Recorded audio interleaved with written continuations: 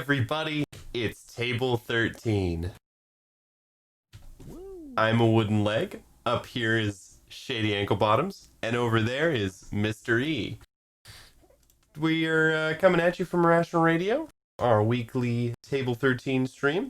Today we are talking about different levels of role player, kind of taking it down into the like what makes, from our perspective as DMs, what makes role players either like when we first meet a role player, when they first join our games, what do we pick out that makes like, wow, that person is never played a D&D game before, or wow, this person is awesome, or like, I'm like excited to play other games with this person, or I have like this 2 or 3 campaign ideas that I now really want to play with this person. We've all had players like that in our past, and so we took this last week to write down some things that we like to see in role players, and kind of go from the very bare bones, like what absolutely we need to see in a role player, or a role player to bring to the table to run a game at all the way up to the like, oh man, I don't think I'm a good enough DM for this role player. I feel like almost outclassed by this role player. So, yeah, start at the very base, the very bedrock. It's really helpful if role players come to the table with the ability to read, because if you can't read, this immediately it's going to be really hard for me to run a game for you. That means So I've got a lot of work to do. it's way more work than I really would have to. Yeah, You joke, right? But I've played D&D with my 6-year-old, Yeah. and she can't read. I mean, she's learning to read now, but she's not like, she can't bring up a spell description. Right. There's, so that's definitely a challenging hurdle. Well, I won't. A more realistic one than we were maybe joking about too, because I guess that is a thing. Like, there are probably people out there who are playing with where maybe they can read to some degree, but that the language in D&D rule books is not necessarily super accessible, or not. English that's not your first language or something. It could be a total pain in the ass trying to muddle through that stuff. But and I think I'd also find it's tough. That's a hurdle that I'm not sure that I possess the patience as a DM. Yeah, and again, we're joking about. Before we go into this too heavy and get too serious, we do want to say that this is, again, same disclaimer we always have. This is what we personally feel for role players. If you have a role player that doesn't know how to read and they're still absolutely a delight, that's not that. Hey, we're not here to tell you that they're bad. They have a wonderful memory. Yeah. Yeah, they just need a photographic memory. It's fine. They don't. I probably would not play a D&D game with a 6-year-old. I probably wouldn't do that, and for more reasons than just them not knowing how to read. But I'll come back to that. Come back to why I don't want to play D&D games with 6-year-olds. Yeah, this is a good framework for the rest of the episode. In my defense, I'm not sure I'd play D&D with anybody else's 6-year-old. You're not jumping on Craigslist and trying to get together 5, 6, 6-year-olds. Well, they can't read. They're not going to be on Craigslist, okay? Their parents, obviously. They caught me. They caught me going into the kindergarten class with flyers for my D&D game. This is getting now you're on a list, man. Dangerously close to being fucked. So one of the things in serious, I guess for me, one of the things that I do look for, besides the faculty to understand basic arithmetic and read a complete sentence, is really a willingness to get along with other people. It's like one of the things that I can tell really quickly if the person is going to be a person that I really want at my table, or that I can even stand at the table. If they come to me with like, just that energy of, I'm going to beat the other people, I'm going to like beat the other role players, I'm going to like at the game of D&D, not like physically beat them up, though that would be worrying as well. It's a But different game. right, that's street fighting. You want the down the hall. That's this is D&D. Um, but no, it's it is at the end of the game. At the end of the day, a collaborative group storytelling game, and so you don't want someone who treats it as a wargame simulator, or at least for me, I don't want someone who treats it like a wargame simulator or a PvP playground or just a way to piss people off. Because That's there is those class of role players that exist that just want to get a rise out of people or want to absolutely. just screw off and play around. So yeah, there's kind of this like bottom tier because I had trouble. We were talking about trying to do some sort of tier list concept here, and it's tough to go beyond really like basically yeah. There's this bottom shelf that's like kind of boot tier traits that are Mm-hmm. things that's like look like if this isn't something that we can get over through like reasonable rational discourse, then it's going to end with you out of the game if I'm Right. the DM kind of thing. Yeah, boot and is if in I like think, leaving, not like the shoe. yeah, boot is Yeah. well, I mean, whichever. I could show Oh, them. that's They're heavy, right. but not too heavy, right? Like makes a point. Right. Can't It's read. Probably not going to leave. But so like yeah, I think that is what you're describing there is that's the like the very base level to get you into the next shelf of gamers, which is like people who just don't make the game worse. Right. At the very least, like that I don't mind playing with because yeah, you're not constantly causing some sort of wrench to be thrown into the works. It's these people who are more concerned or at least as concerned about the fun of the table as they are about their own individual like enjoyment, and I think that's something that it's what it basically boils down to. Most of these things in one way or another is just like give a shit that everybody else is there and trying to enjoy themselves and what they're looking for in that game and how that comes about. I like came up with a bunch of different more specific ways of like stating that, but that really is that's the like boilerplate. If you I mean like yeah, so you've got a lot of players who are sort of the dominating kind of like maybe they're the spotlight hog or more of a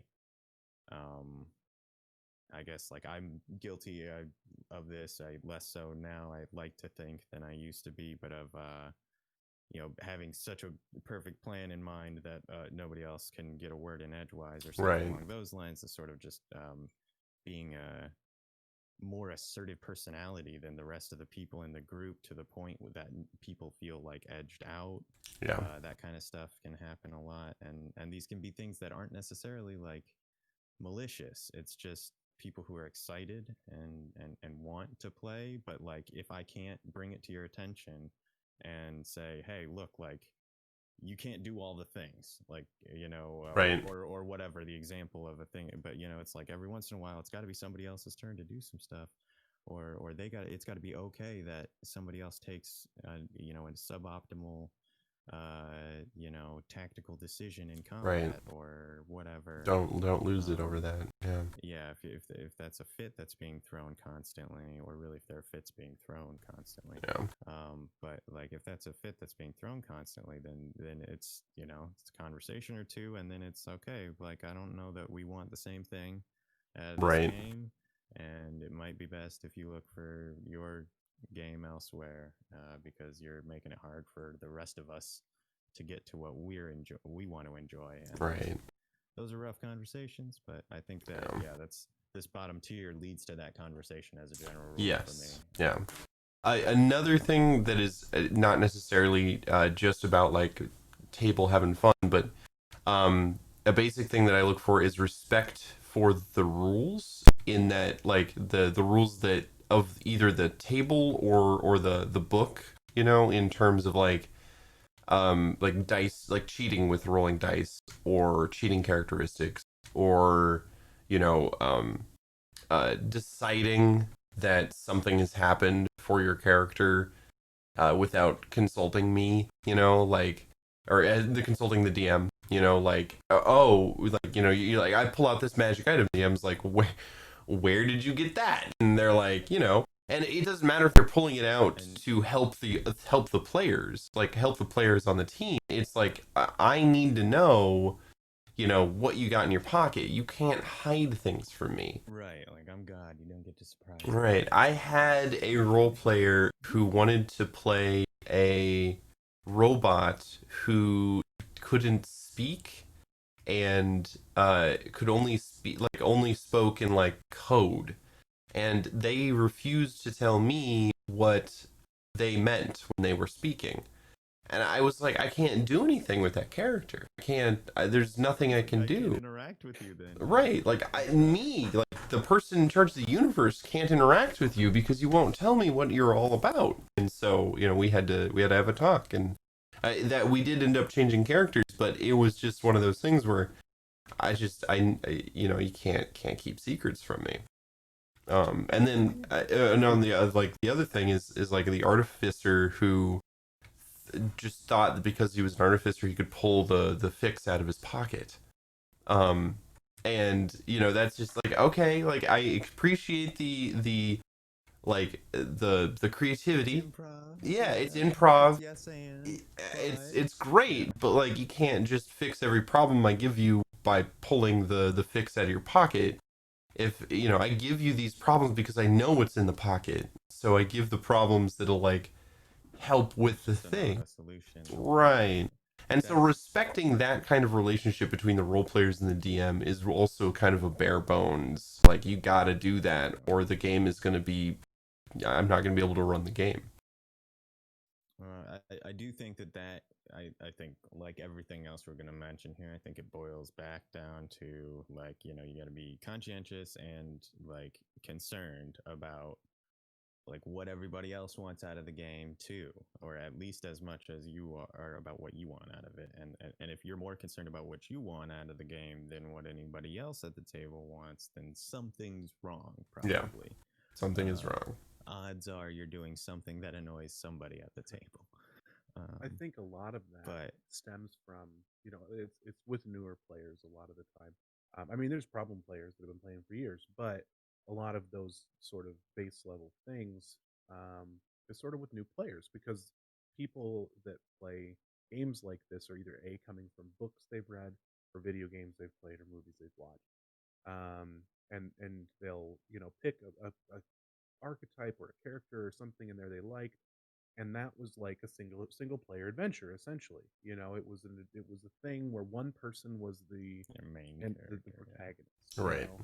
and they always had the fix, they always had the way to solve it, they were always the center of attention, and so transitioning and understanding what a role-playing game is compared to these sort of single protagonist adventures, Mm-hmm. is sort of where that also stems from. Another thing I would add to the sort of borderline between baseline and boot tier, as Eric puts it, is the getting over that lump of this is weird, Right. because it's definitely different from, there's it's like when you first get on a computer and talk to your friends with a microphone, and you've got family in the other room, and it's like, oh, I'm talking to a computer screen. Yeah.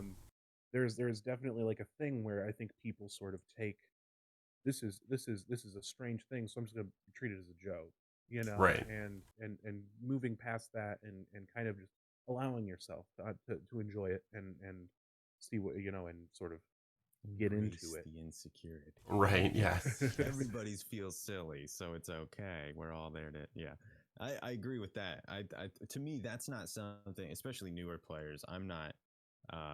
That's hard. I get that. And it takes a long time. It took me fucking like 15 years or something to get out of the I'm gonna make a silly character and not really care about role playing very much. That was my MO in the beginning of the game, and there are people who never ever want anything else out of it, and that's okay. But yeah, it's I don't that's definitely not a boot tier thing for me, but that definitely moves you up a notch or so if you're looking at it more like that. Right. Yeah.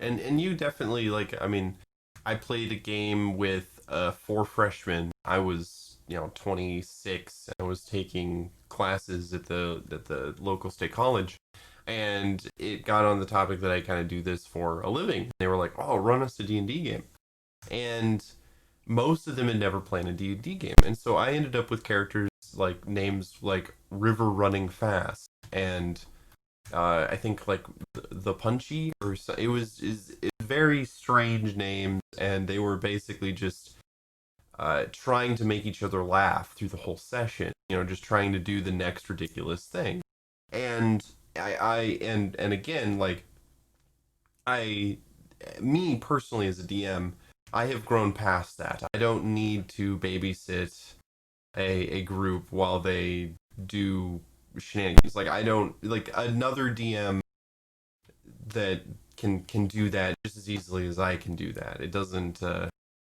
take much to just react to a group of people trying to out silly each other in a circle.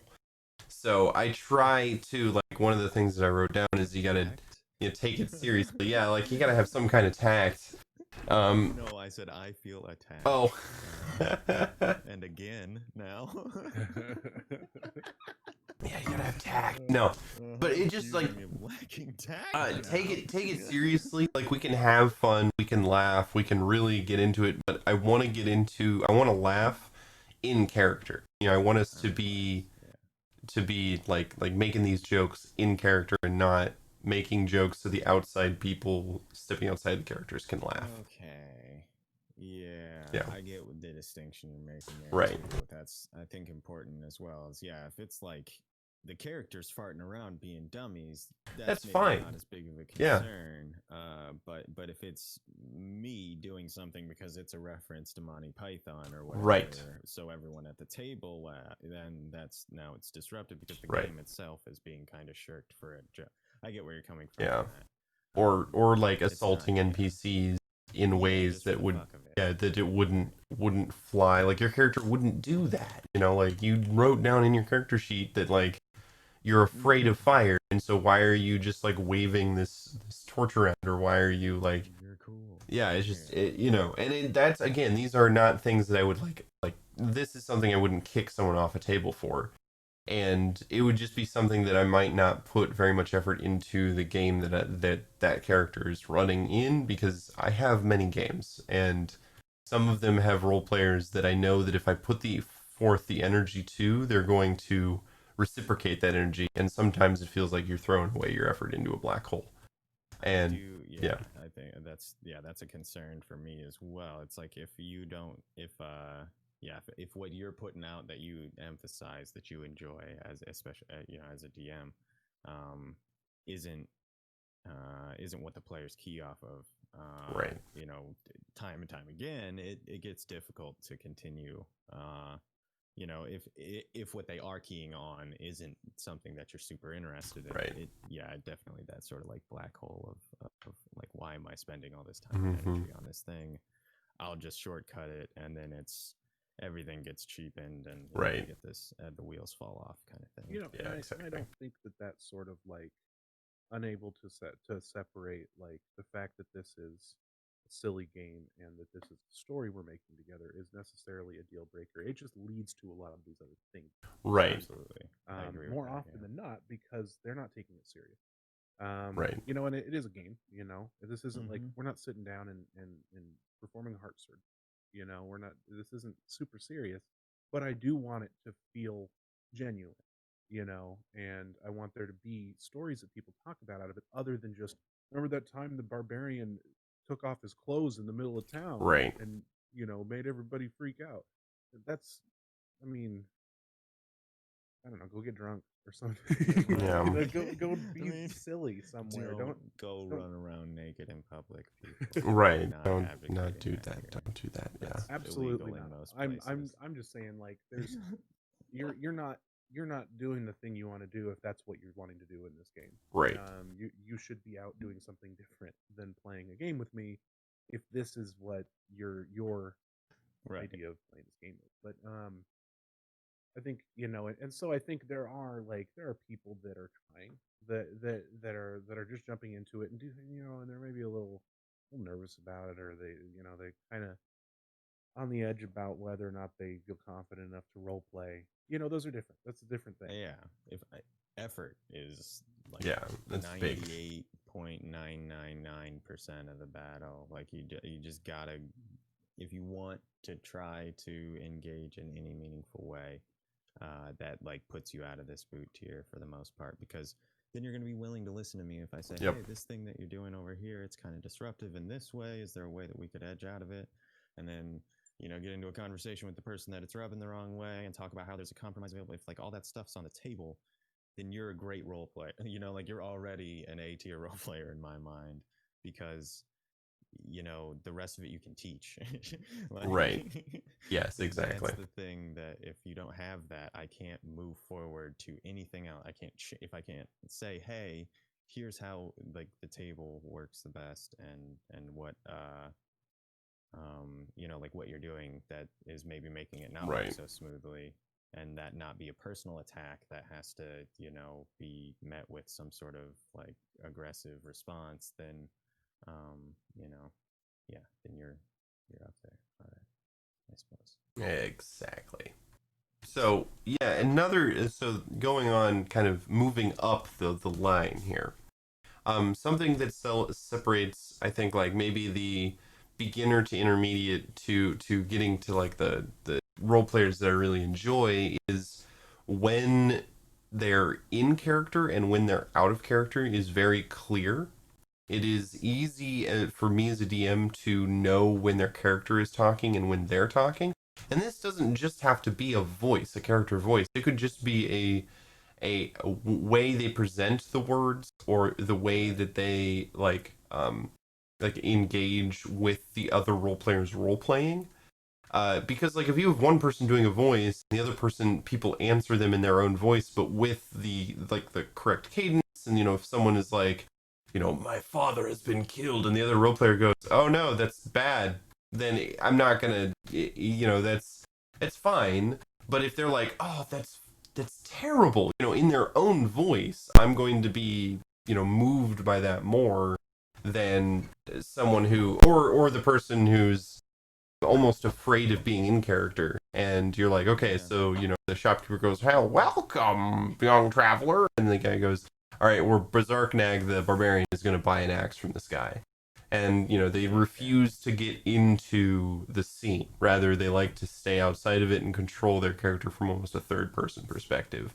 And that's, yeah, go on. Sorry. I was just gonna say I wrote it the same way as I was, it's speaking in first person, and it's not like, and I didn't mean like I statements necessarily, even, right? Because like I'll do it for Gras says blah, and then I'll go into character voice or whatever, but I don't have an issue with like if you're gonna give me a direct quotation, and the only like header is you start with character name says blah blah blah blah, like that's fine. That's great. If it's clear, it's regular, and I know, like you're saying, I know when your character's talking and when you're making a joke out of character, you're doing whatever else it's when it's not, basically, then I'm happy. And I get that, like, for a lot of people, it's hard to do like a weird accent or silly voice or whatever. I don't mind that, but yeah, the like third person narration where it's just, okay, my character just convinces the guard to let him go by, and then they're starting to roll a persuasion check already or whatever, it's like, yep, like, what do you say? How do you go about that? What's it look like? Describe your action in more than just like the goal you want to achieve, I guess. Right. And trying to live that a little, maybe not, maybe it's not Emmy award winning line reading or something. I don't care if you can't nail it, but it's effort. Yeah, if you're trying, then that's just so much further above the the run of the mill, I guess. Well, in myself, I only accept the voice actors, only perfect. Right. Mm-hmm. Hollywood actors. Mm-hmm. Your games are really Nowadays, expensive, though. they are. They are. Hundreds of No, but thousands of really though, dollars. if it helps keep everybody. Got this gnat in my face. Um. Anyway, it helps keep everybody sort of in the zone. When you go, oh yeah, he buys a thing and then he leaves the store. Now everybody's back to square one. Everybody's sitting back Right. outside the game, not in character, not immersed, and it's very, I don't know. I hate that. I mean, Yeah, I don't have a problem with like, okay, we're doing some bookkeeping stuff. By the way, I'm gonna right. go grab an axe from the general store. Okay, cool, Right. yeah, whatever. Like, There's some stuff you to know, wave hands over sure, and but Mm-hmm. glance over. it doesn't have to be No, anything. you have to But roleplay when every you second. present General store, but like, yeah, when you present something as like, here is an opportunity for role play, and then somebody completely ignores it, Right. then that yeah, I love how this whole absolutely. thing is what makes a great player, and then now we're just it's just I all knew it. I it's told Well, you. you bad. know, Like, we're just gonna yeah. sit here and like talk about the shit we hate. Yeah, well, maybe this is therapeutic then. Well, But we're in the we're in that's we're in the yeah. first half hour, That's right. so we're still at the bottom of the list, right? We're not Right. Right, we great got, role player stuff yet. we got to get halfway through. The other side We're will probably starting to be move better. into this Yeah. like middle tier here Mm-hmm. now. Mm-hmm. So another thing in the middle And we're gonna tier. start Oh, to get into positive traits that we yes. want now. I think that's Yes. the goal. Is Yes. like, into things we actually want to see, not just things. But we then we're don't gonna wanna say see. like, oh, I want to see this because there's this one time this person made this so Yeah. necessary for me to see this. Uh, Demand. right. So another thing that I have written on the list in like kind of the intermediate tier is a good grasp of your character's abilities and spells and things like that. Because like again, it's not a deal breaker if you have to ask me, how sneak attack works again, or that kind of thing. But it does take more weight off my shoulders if you just know how those things work and don't have to that you just know them. You don't have to pause the game to look it up, or I don't have to look up a spell. You know what they are better than me because it's your character. It's your character. Right. To So me, yeah. that's one I definitely that grates on my nerves a little bit. As somebody who just has it tattooed on his brain. That it's like, okay, come on, after but obviously not new players, it takes a bit to figure out what you're doing and how the system works, how your stuff, all that shit. But But if you're somebody who's been playing for right, years, yeah, like you get I need to a be able handful or to. two of sessions in, like you should know how your character works, at least how Right. your abilities work. I need to be able to trust that you know how to play your character, because Yeah, that's your Right. responsibility, right? So that's. and that's yeah. Sorry. I mean, there's a difference there. Like Eric was saying, with new players, obviously, I've just started my home game here with my little brother and his friend, and and my daughter, and none of them are familiar with D&D at all, and so there's a whole lot of just like, here's how the mechanics, here's how your character works, and then I have to sort of remember parts of their characters for them because they aren't going to think of that. Right. In this spot, this would be really great to do this, and then eventually they'll get it, and they'll understand how their character works, and as it builds up, they'll understand the new stuff, and before they have it, they'll know what they're getting, and that's if that never goes away, then you have somebody who's being lazy, Right. and that's really not not what I want. That's what it comes down to me too. Is it's like, oh, okay, you're just putting it on to everybody else in the group to know how your character. That's like it. It's like that's another one that's like that I didn't mention that rubs me the wrong way.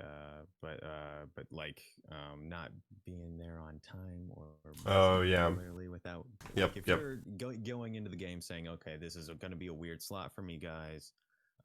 Like my schedule is really busy here, and you're really good about telling everybody when you're not going to be there, or you were clear that's like it's going to be last minute. I'm going to have to drop sometimes with 10 minutes notice. Sorry, guys. Yeah. That's totally different.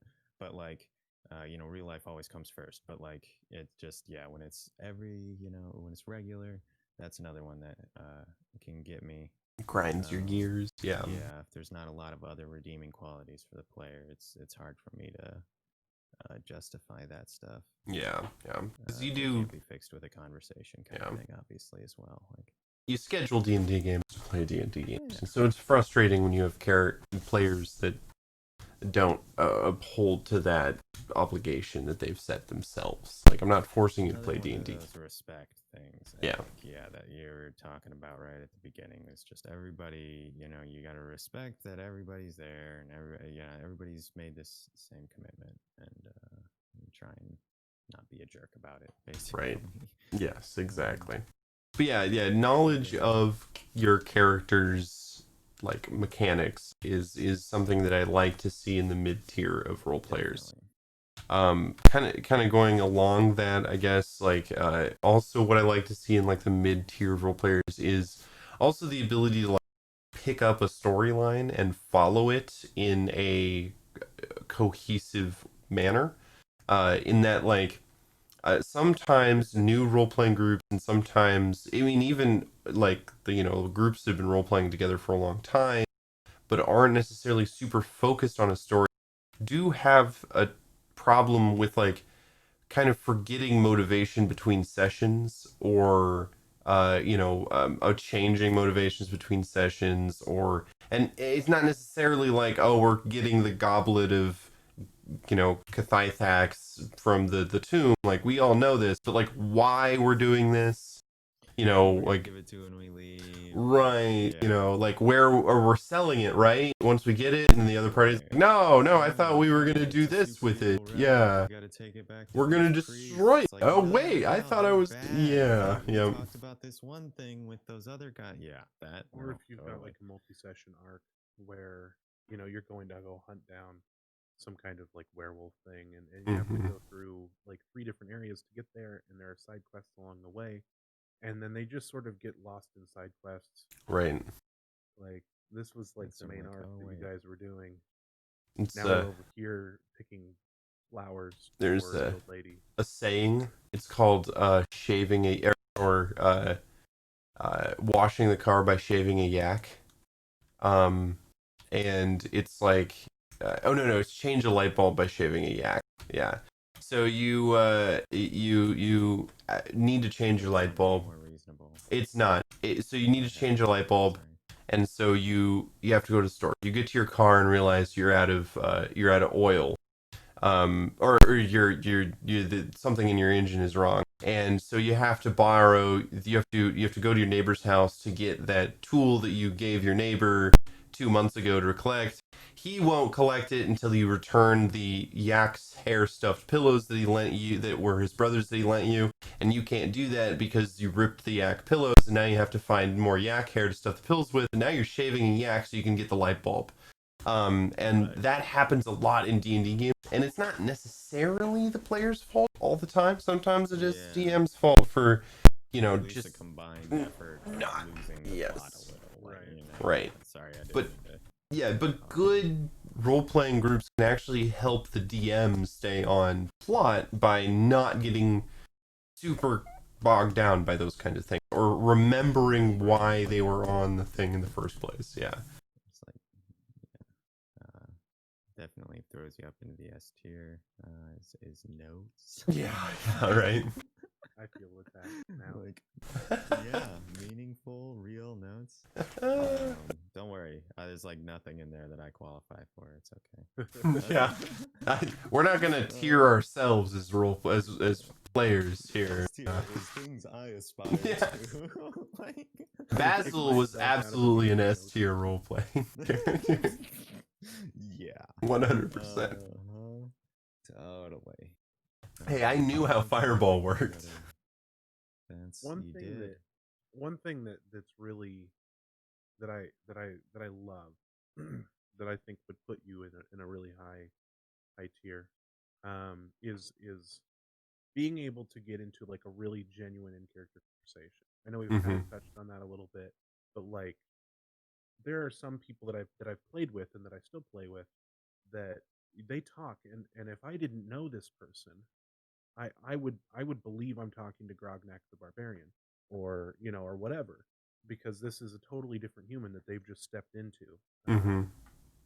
And that's really, because that leads to some very heavy like emotional shit, because they can get in that headspace you can get in that headspace, assumedly, and if you have other players who can too, then you've got people who are actually there, like having this conversation or talking um, about things that they seem to genuinely care about, and that to me is huge. Um, and when I pick players for a game, those are the players I will always go back to, are those ones. Right. They just inhabit a character in those are two of the role players that I get excited for. Like, I can build campaigns for those role players with like a character that they've come to me with, like, or I mean, I've thought about building a campaign based on characters that were played in one shots, just because the people that played them were delivered them so well and were excited about them, that I was like, oh yeah. Or, like DOP, it did not start with the idea to be a podcast, but the role playing was so genuine between all the role players that, we were just like, oh, we need other people to listen to this. This is awesome, So yeah, it is really an awesome skill to have. And again, I really don't think, like what you're saying, Brett, like getting into that skin of the character, it does not require being a voice actor. It does not require, acting lessons or, any kind of schooling. It's really just like the effort that you put into, and like how much you can lose yourself in the game in, the first place. And I do think too, sometimes someone who's not been a player a lot but has talked to players, it sometimes does, it's hard to bring that S tier gaming to a group that isn't taking it very seriously. If you're a role player and you're like the only person giving Shakespearean level dialogue and the DM isn't even, coming back with stuff, it's going to be harder to bring that to the table than, if you had a big group of people that wanted to do that, wanted to play at that level. So, yeah, You've it's got Shakespearean. I'm assuming Shakespearean English. Dialogue. Yeah. Say Shakespearean level dialogue. yes, verily. S tier is Shakespearean tier. Yeah, you have to That's speak right. in iambic pentameter Of only. course. Yep.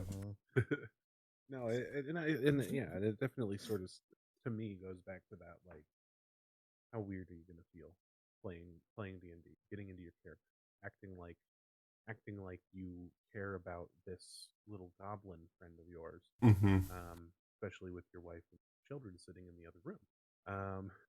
If you can get yourself lost into that and separate yourself and sort of immerse yourself to it, then you don't have to be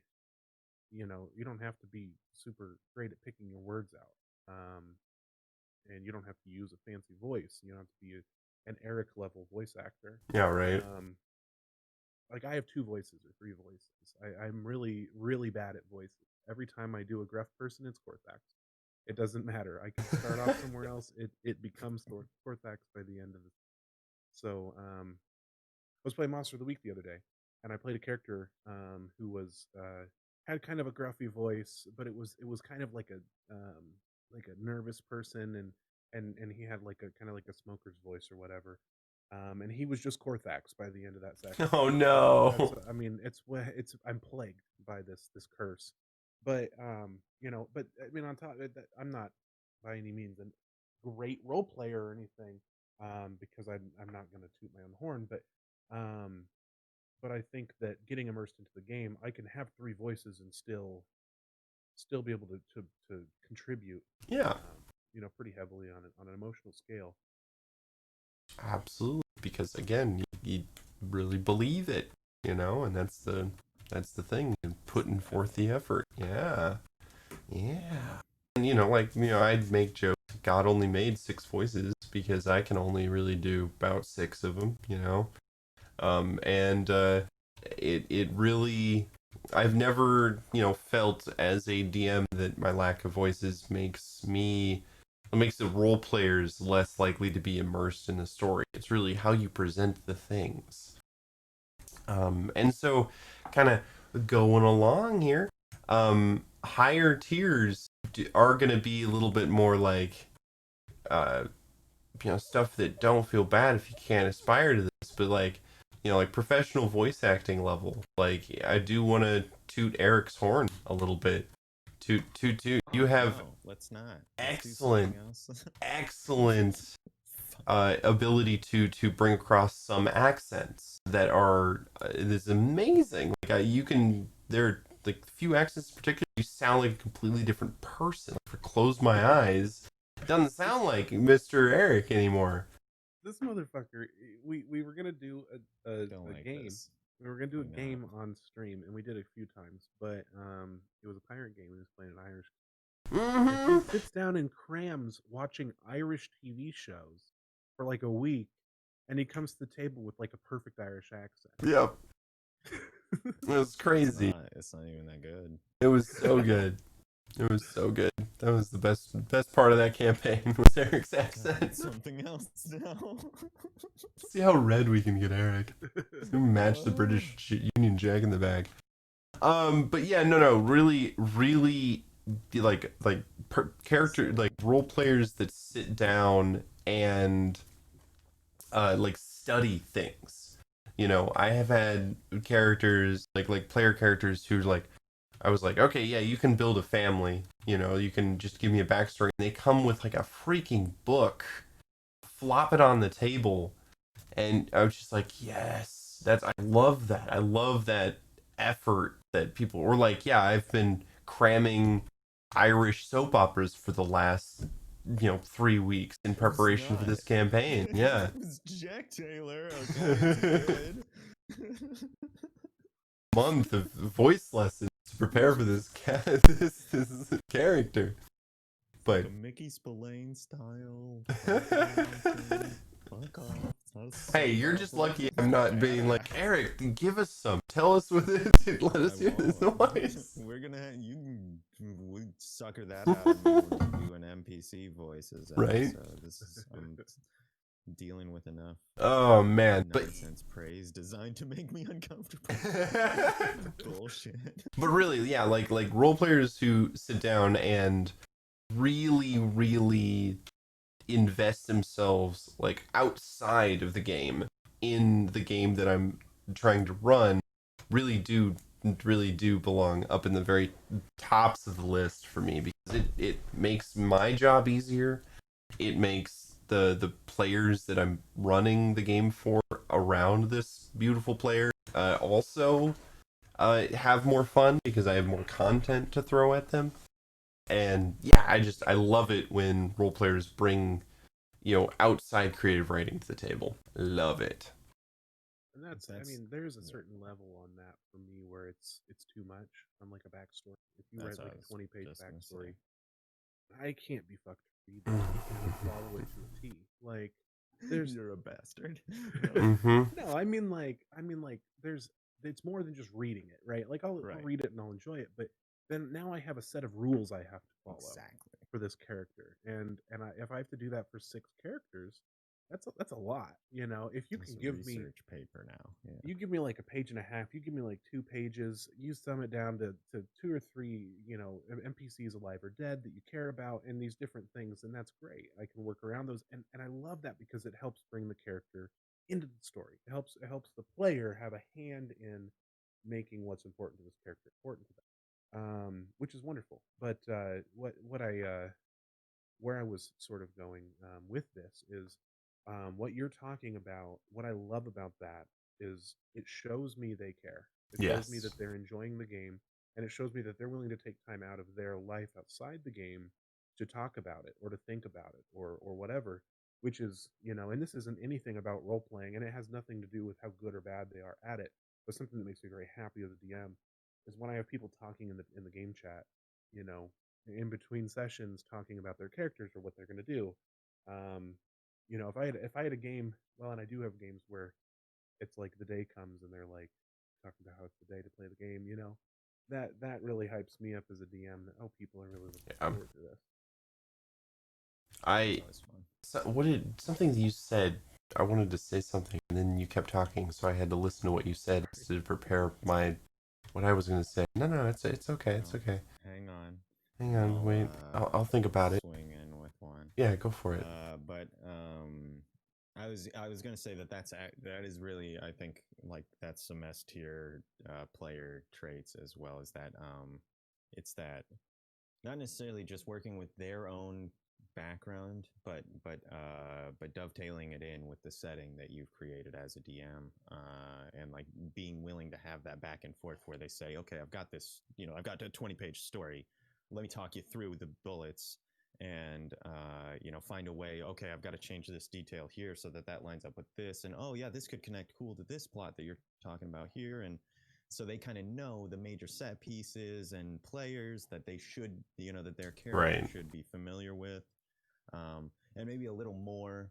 But that they're willing to respect sort of what their character would know, obviously. Yeah. But that they're willing to help you make that fit. So they do some of that work for you. So yeah, they've got their 20 pages, but you really don't have to do all the heavy lifting yourself. You're just going, okay, let's have some back and forth. I've got to do some fleshing out of some of these details here so that you can thread these details into here, and you've got to change a couple names and roll a couple of people together in your background or something maybe. And now suddenly we have this just, living, breathing piece of the world that is your character's background. It's like just another part of the plot, Yeah. And that, I think, is something that I strive for. And when I'm a DM, when I see players who come at me with stuff like, hey, here's what I want with my character. Here's this thing I was thinking about being associated with. Is there room for that? Hey, can I play this? Does that make sense? How can I get this important relation connected? I will always throw my attention at those players, just, without remorse. And, I look back sometimes and I'm like, man, I play favorites, but like, I don't know, man. If you're gonna, I try to meet people, where they meet me, and if I get a lot more from one person in the party, then they get a lot more from me. It might not be fair, but that's how it works when I'm the DM usually. I remember what I was gonna say. It was response to you guys saying there's like too much backstory, and yes, I guess I am a little shielded with that. So someone brings me a book and drops it in front of me, I'm going to read it and highlight all the things that don't make sense with my book and say, like, my book overrides your book. So we have to figure out a way to mix these two things together. And I'm willing to put in that effort for a role player. Absolutely. Like, I will sit down with a highlighter and I will highlight your 20-page epic of a backstory just so that it fits in with the world that I've created. Because once that 20-page backstory gets fit into the world, it's 20 pages more of lore that I didn't have beforehand. And once it can fit canonly in there, it makes it pretty cool. I'm running a Patreon campaign right now, and I'm getting some pretty awesome role players that really want to bring a lot of backstory to the table, and I'm very excited about that. That's good stuff. And that's it makes you feel good as a DM too. Yeah, it reinforces the like, oh shit, and like, is anyone actually interested in this? When it's more work for me, sure, but like I'm happy to do it. Right. 9 times out of 10, I'm making. As Rogue brought up earlier, I didn't mention it first, so it's somebody else when I flex this. My 20 some odd pages of tax code as a punishment for my players and stuff. Like, I love it. I'm happy to put time in. I don't mind. That kind of stuff is great because it's immersive to the it creates an immersion to the world. People can look at it and maybe they don't even look. Maybe they don't even read it. They look at the first 2 pages and they go, "Oh my god!" It's like bitch actually put together tax. Yeah, right. So it is 11:20. We should go ahead and take our break before it gets sort of too late. Kind of the way into the S tier. Yeah, we're getting there. We're getting there. This is an orderly format. We always do an orderly format. Are you kidding? We have strict bullet points that we stick to every single episode. I don't even take notes. I don't even write anything down. Yep. I just show up and speak things that come in my head. He doesn't even do a funny accent, and we still let him show up. Yep. Yeah, guys, this is about the only voice I've got, and it's just like Aunt Rita. But anyway, Everybody, thanks for joining us. If you like what we're doing and you want to come hang out with us in real life, my address is no. Yeah, You right. you can come to our Discord, which is located below the thing. If you like what we're doing enough to pledge your support to the wonderful cause that is us talking on the internet, we have a Patreon that you can, or you can subscribe to the Twitch channel, or you can just follow us and show up when we stream, and make us feel like people like us. That's cool too. Which is always nice. Feed the egos. Feed us. Feed my ego. Mm. It hungers for me. So Eric we just also hungers. do some other things. We do there's a podcast that comes out every other week. That'll be coming out on Friday. It came out Monday for our patrons. We also have streams that happen bi-weekly, except for the last two that we did. This Monday and Tuesday, there was some unfortunate, unforeseen events that have prevented us from proceeding with those this week. But we will be back 2 weeks from Monday and Tuesday, respectively, for those two games, Gods of Aether and the Four Orphans of the Apocalypse, doing the Waterdeep Dragon module. So join us for those. But we're going to take a 14.5-minute break, and we will be back shortly. Very shortly. We're gonna fight. Yep. It'll take an extra half a minute.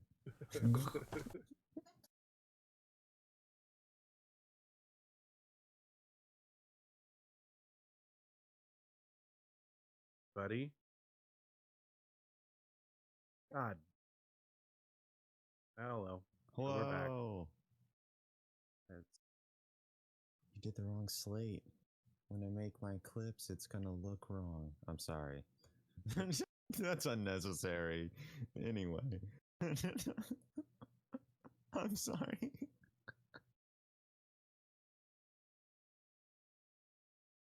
Yeah, don't do that. What? Oh. Moo. Because we would not be friends if it were.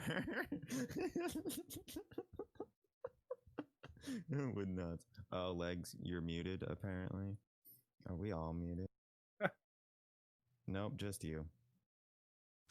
Well, that was Just you. all right. Well, I'm unmuted now. Well, we've been talking about. You didn't even realize I was interrupting him. No. There. Yep. Got a good example of it for you. There you go. I'm just here for the ride, guys. I'm sorry. We just roped him together. So we were talking about role players and like what makes a good role player a good role player. Kind of going from what you need absolutely to even play the game of Dungeons and Dragons or any role-playing game in general, and then kind of going up to what we like to really see or what makes us really just sit back and go, wow, this is a really good role player. And so we did kind of start talking about that. One of the things I said was like really in-depth research or really in-depth outside work on the campaign, because in one, it gives the DM more stuff to work with, and two, it makes DM feel good. Like you're doing you're like helping me build this story. You think it's so cool that you want to help, and that's a really good feeling. So I like those role players a lot. Yeah, and then, and also being flexible with that that established kind of backstory or whatever it all is, and being willing to work that into the DM setting was, I guess that'd be the modification to that I would make. Personally, just as like Rep mentioned, that there's sort of a point where that can become too much if it's like a string of rules that I'm hamstrung or that I'm handcuffed by that I don't really know super well. It's maybe a limitation, whereas For me though, it can build a ton. Yeah, and I think with Kyron and sort of how he works, because he's a world builder at heart, right? Like that's what Kyron does. That's what makes him happy. That's what's fun for him. I don't really like doing that. I'm not a huge world builder. I'm much more about doing it on the fly. So, what a 20-page essay of a character backstory to him means, and what a 20-page backstory essay for me means, is very different. because my world is nothing until I learned about the players, and then I build it around them. I had a conversation with Vistage a few years ago, talking about fantasy versus fiction, where a fantasy a lot of times is something more centric to the players, to the subjects of the story, whereas something like a fiction is more subject to the world, and those players finding their Mm-hmm. place in that. Mm-hmm. Mm-hmm. I typically will take a group of players and whatever they give me, try to make it important for them to all meet together in this place, and then have their characters' backstories, sort of be the driving force for the story. So when you hand me a 20-page paper, I'm now playing a module that you've written. Okay. Yeah. And that's something that's where I'm coming from with that. And I think what makes that different, between different DMs, or somebody like Kyron, who is going to look at that and take it as an opportunity to do some cooperative world building. I'm looking at it and going, God damn it! Now I have so much to study this. Well, also, like, their 20 pages of backstory pales in comparison to my hundreds of pages of Paralandian lore. That's what I was gonna say. Is that I think there is some of that, like you were talking about here. It's about how much you've got pre-established already that's set in stone. If it's just one giant, obelisk in the middle of a desert of shifting sands, that's your world. Then it's something that's much more important that you keep straight. Right. Where, with Kyron, it's if it's 20 pages on top of 1,000, then it's a drop in the bucket. And if it doesn't ever come up, it's not going to be because there aren't plot points that are coming up. It's just because it's buried, with all the other stuff. Right. I think I land somewhere in the middle as a general rule, where I have some world building that's done. It's not pages and pages and pages, like Kyron will have. A lot of times, but I do tend to have a sort of established concept, and I like to work into it. And there's definitely a point where if you're getting too specific without any input from me, if you just drop 20 pages in my lap and we haven't talked at all, that's going to be a thing now. Like I've got to, okay, I've got to start from square one on all of this lore and figure out how any of it can, that's a lot of work just on my plate. But if you want to work through a whole bunch of your background stuff and then give me a 20-page, narrative description of what we've discussed in the past and other, I don't have an issue with that so much. Right. But kind of moving off of that stuff, I think into the more of the like group dynamic stuff. We touched on this a little earlier, but the true like the real S tier stuff for me that players do, a lot of it is stuff that isn't like true role player behavior. I mean, obviously, you want them to have great characters and be good at acting out a scene, but so much more of it comes from like working with the group, I think, or at least like being a positive of impact on the party as a whole with their behavior or whatever. And like stuff like knowing things about the other characters and like what beats in the story they would want to be able to sort of take the spotlight on, and then being cool with that. And like being as satisfied maybe by the development of other characters as they are by the development of their own, or even more so maybe. I think that's like a big S tier thing. And then like it's like, and then remembering those little like quirky decisions that characters make, and kind of giving some positive reinforcement to the players by either bringing it back up later, or in a session in character, or out of session out of character, saying, oh man, you've been doing this thing and I've noticed and it's really cool. I think that's the kind of stuff that helps build other players into great role players. And that's like what a real S tier role player does. They make, like I think you mentioned a little bit earlier as well, is that they just make everyone else at the table better. They make that game more fun for everybody, DM, players, the whole table. With that stuff. Another thing that I wrote down is encyclopedic knowledge of the rules of the system that we're running. It's funny. I use that phrasing too. Yeah, differently, I imagine, but yes, because I'm pretty soft as a DM when it comes to rules. I am a little lazy when it comes to how the runs the systems.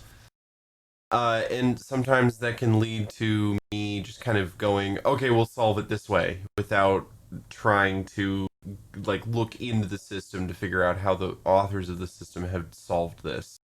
And if I have a role player that has already like knows the rules, they can be like, hey, it's generally solved this way, and then like gives me the option of either going down my path or knowing it or following the rules that have been written.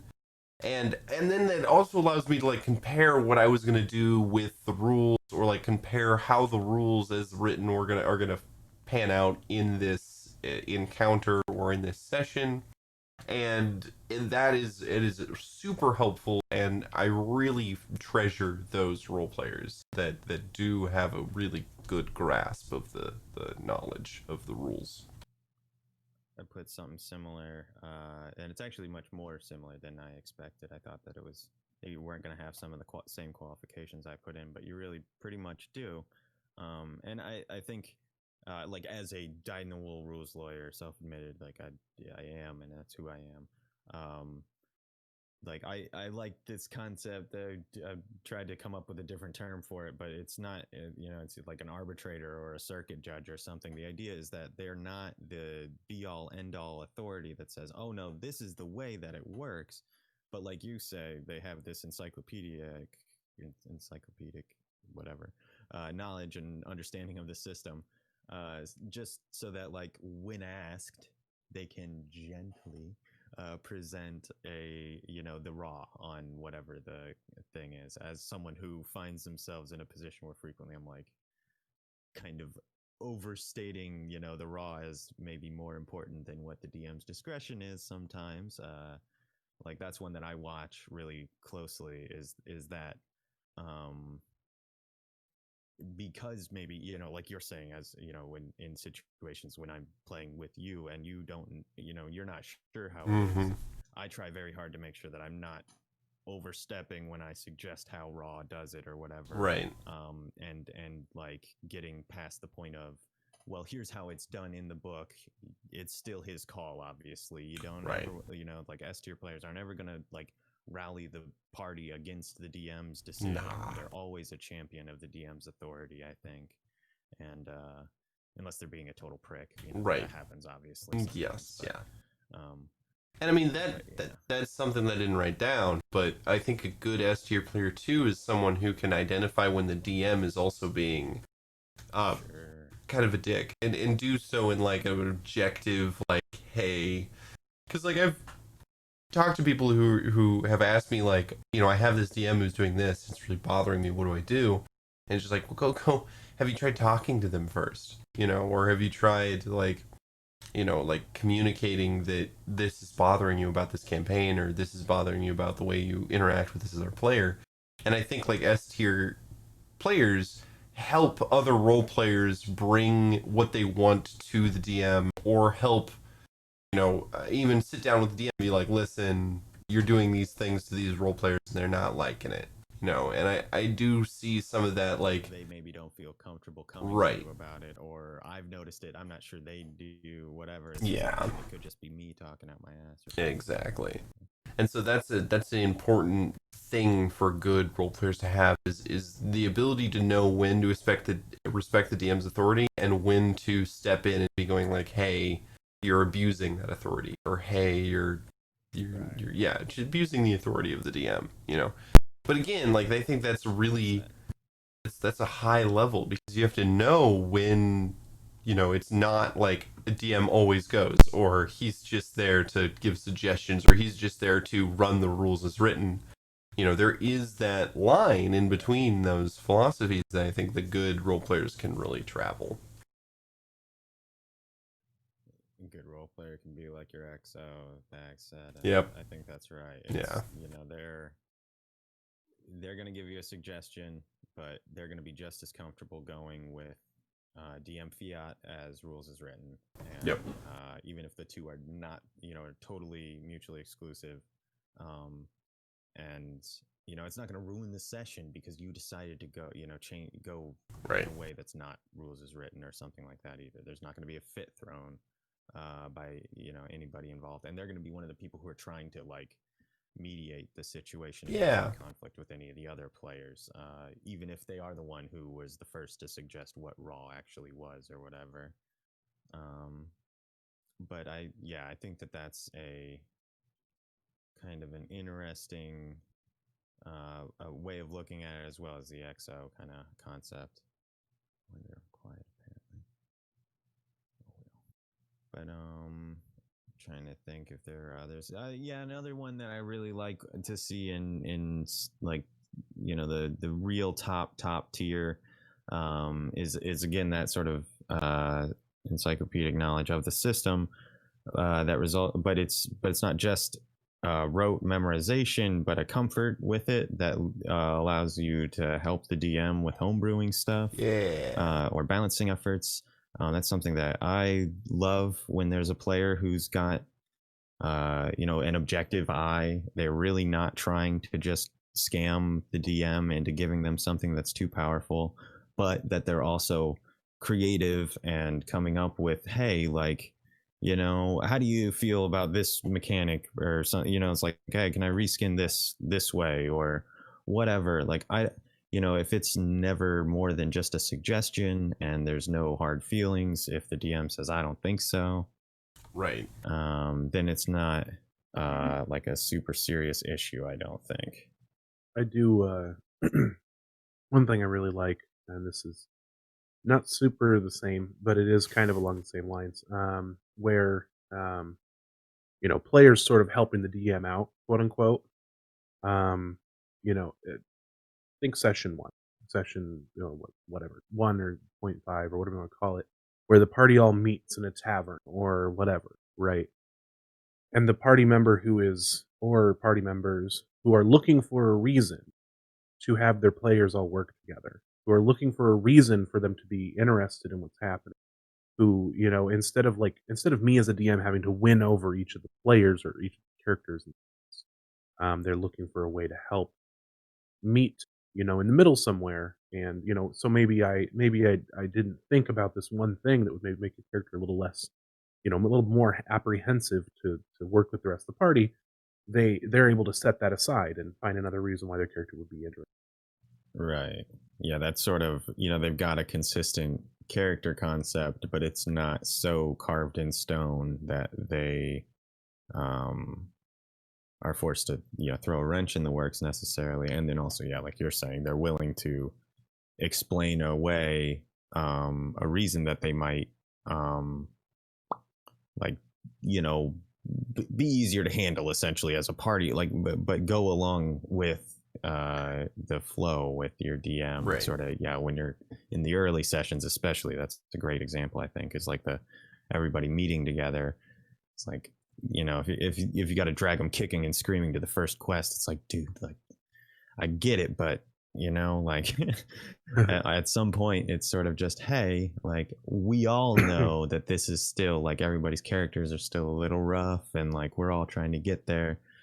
So that can be a trial. But if a character is willing to say, oh, okay, here's a opportunity for me to define some other weird quirk about my character and use that as a motivation, or as a incentive to stay away from wherever they were planning on hanging out or whatever, right.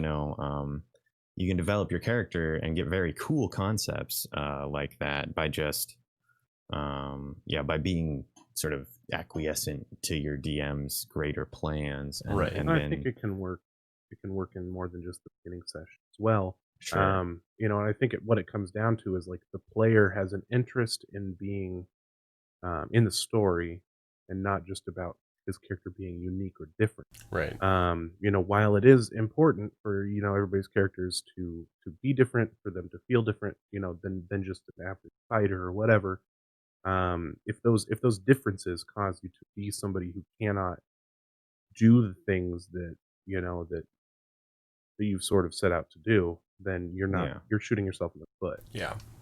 You gotta be able to be a party. That's a given, right? Everybody's there to play, unless that's not the party you're playing, or the game, the campaign, everybody's working against each other. If that's the point, then that's the point. But facilitating that, like, all right, let's all get pulling in the same direction, at whatever point throughout the even story. So, even if you're playing a campaign where everyone's against each other, you should play to that campaign. Don't try to make friends with everybody as soon as the campaign begins. Don't try to, unite everyone together if the purpose of the campaign was like a PvP, boss battle. It's like DM's gonna be sitting here like, but I set up this whole thing. Yeah. Why are you? Yeah. Why did you agree to this game if you just want to turn it into something else? And that's I think that's like yeah.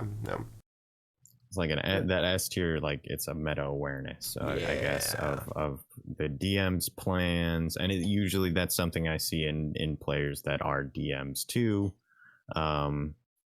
because they've been on the other side of the screen and they see the moves. They kind of can see the strings a little bit, and it's like, okay, you're baiting us this way, so you can do this, and so we'd lead into this, like this with with this past interaction with this person, and blah blah blah, and it's like that stuff.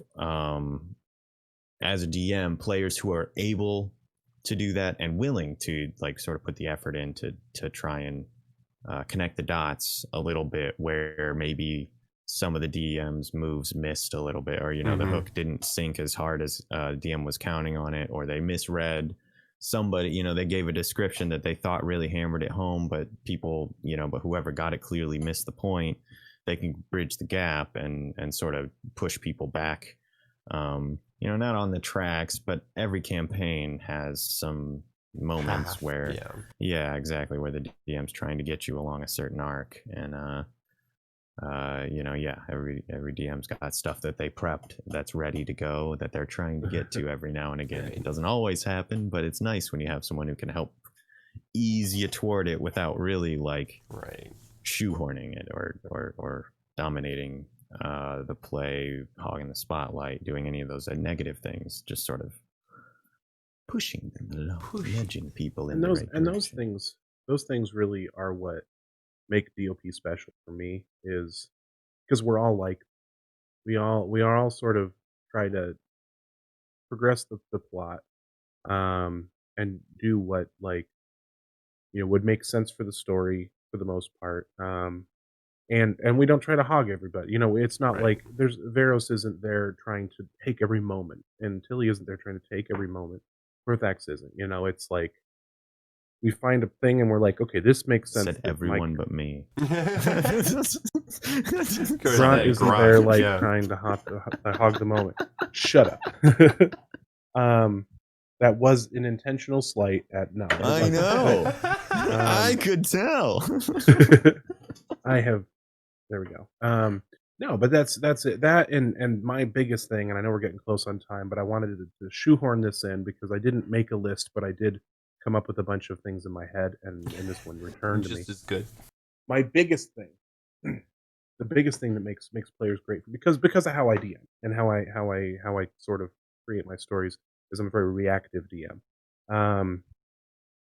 Players who are able to take their character and come up with their own goals, so that I don't have to give them breadcrumbs. People that walk into a city and they know what they want to do there, and it's not something that I have to put in front of them, but they're like, my character wants to build an army, so I want to do this thing that's going to gain me support. And they pursue that on their own, and then all I have to do is react to that. I love that, and that puts a player in the like the SAA. I agree. SAACP. The sob tier. Yes. Sob tier. The sob baby. Sob. Well, we are getting close to the witching hour here, and I have a spell that I need to begin at precisely midnight, so we gotta wrap this up. Is here. It turning people into pumpkins? No, it's actually turning pumpkins back into people. Really? I missed this. I didn't know that There's gonna be about like pumpkins. 6-7 people that are gonna be really very disappointed. unhappy gourds. Yeah, very unhappy gourds. Yes. They were gonna get to be human again, and sorry, I got tied up with this. Lost their chance. Yeah. Gotta wait till next year on the solstice. Yeah. It's not the solstice. It is now, though. That's the first spell. It's the first spell makes somewhere. it the solstice. Yeah, right. It's the solstice somewhere. That's good. That's good. So yes, It's thank you for dumb. joining us. Thank you for hanging out. I'm going to interrupt everybody and make this about the end of the thing now. Yep. It's a good call. Yeah. Thank you for joining us. If you want to see our other stuff, we do stuff on this channel sometimes, and we do stuff on other things like podcasts sometimes. Every Spotify other and Monday and every other Hmm. Tuesday we do streams of real play game or real play D&D streams. Every Thursday we talk about stuff, and sometimes we interview people. I don't know what next week is. If next week is I think we got Smarter Than Your Average Bugbear next. Is that next week? yeah, I think that Yep. it's gonna be. That's what it is now. That's what Okay, it is. Evan. Well done. It's been determined. So next week, join us for Stiab and I'm taking a stab. I don't know. Answer. Oh, and those this Friday, pumpkins are in tomorrow, trouble. episode No. 47 comes out, and a little secret for you. I did the audio editing on episode 27, so you should Ooh. check it out. You should. And then check out all the rest too. And then and then that's all we do. We don't do anything ever. We are going to be hopefully doing a couple of other little things here coming up, but we will see about that, and we'll announce those as they come to fruition. But until next time, as I learned from somebody that I should say until next time instead of trying to figure out what day we go. Yeah, that's good. Until next time, thank you for joining us.